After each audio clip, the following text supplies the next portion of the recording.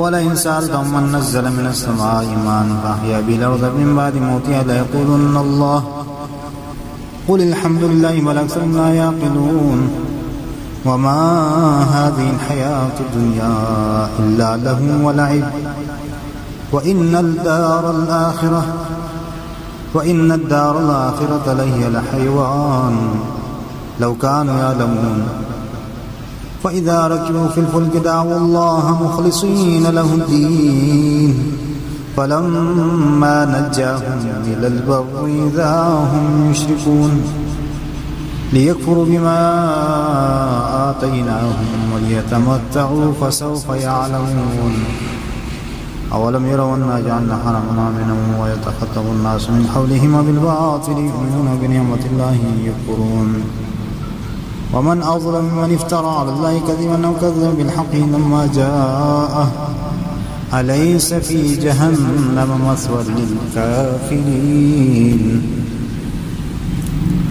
والذين جاهدوا فينا لنهدينهم سبلنا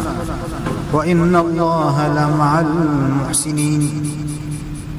بسم الله الرحمن الرحيم ألف لام ميم غلبت الروم في أدنى الأرض وهم من بعد غلبهم سيغلبون في بضع سنين لا الأمر من قبل ومن بعد ويومئذ يفرح المؤمنون بنصر الله ينصر من يشاء وهو العزيز الرحيم وعد الله لا يخلف الله وعده ولكن أكثر الناس لا يعلمون ظاهرا من الحياة الدنيا وهم عن الآخرة هم غافلون أولم يتفكروا في أنفسهم ما خلق الله السماوات والأرض وما بينهما إلا بالحق وأجل مسمى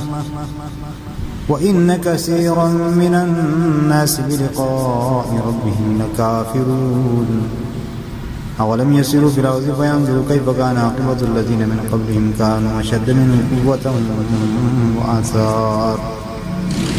وآثار